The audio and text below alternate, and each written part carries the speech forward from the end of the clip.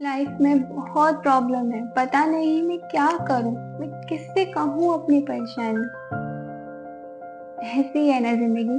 हम सबकी यही परेशानी है कि हमें पता ही नहीं है कि हम अपनी परेशानी लेके जाएं किसके पास। हम सब यही सोचते रहते हैं कि हमारी लाइफ में इतनी प्रॉब्लम्स हैं पर कोई सोल्यूशन नहीं मिलता।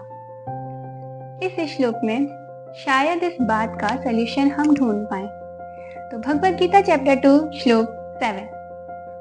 अब यहाँ पर अर्जुन श्री कृष्ण को पूर्ण रूप से अपना समर्पण कर देते हैं। तो श्लोक है, मैं अपनी दुर्बलता यानी कृपण दोष के कारण अपना कर्तव्य भूल रहा हूँ।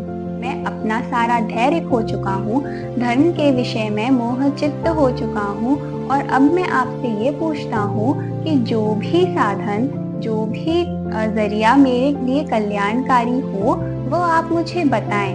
मैं आपका शिष्य हूँ, आपकी शरण में हूँ और आप कृपा कर कर मुझे उपदेश दें। लाइफ की जो प्रॉब्लम्स होती है ना, वो एकदम जंगल में लगी आग की तरह होती है। जंगल में कौन जाता होगा आग लगाने? कोई नहीं।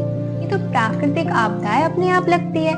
वैसे हमारी जिंदगी में कौन आता होगा प्रॉब्लम्स डालने? कोई नहीं। ये तो नेचुरल थिंग है, बिना चाहे आती है। कौन चाहता है कि उसके जीवन में प्रॉब्लम्स हो? फिर भी सबके जीवन में है ना। तो ऐसे ही होती है हमारे जीवन की रचना। जब तक प्रॉब्लम्स नहीं होती हम कोशिश ही नहीं करते कुछ नया सीखने की, कोई सोल्यूशन फाइंड करने की। सोचो ना, अगर आपको बीमारी ही नहीं होगी तो आप क्यों जाओगे इलाज कराने? अगर आपके मन में कंफ्यूजन ही नहीं होगी तो आप क्यों चाहोगे उन्हें सॉल्व करना ना।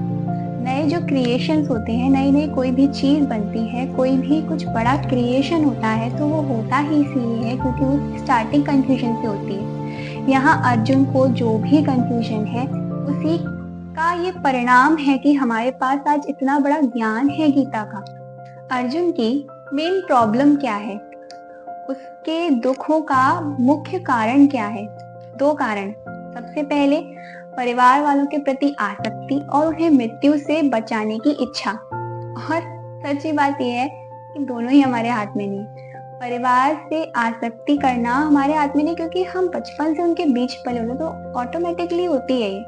और मृत्यु से हम किसी को बचा नहीं सकते। अब यहाँ पर अर्जुन पूरी तरीके से श्री कृष्ण को समर्पण कर देते हैं अपने दुखों का समाधान ढूंढने के लिए, और यही हम भी कर सकते हैं। जब कोई दिक्कत हो तो सॉल्यूशन के लिए कुछ नहीं करना, बस शांत बैठना है और कह देना है कृष्ण से कि तुम्हें जो करना है करो, मैं अब तुम्हारा हूँ। और बस यही आपकी सारी प्रॉब्लम्स का सॉल्यूशन है। तो ये था आज का श्लोक। मिलते हैं अगले श्लोक में।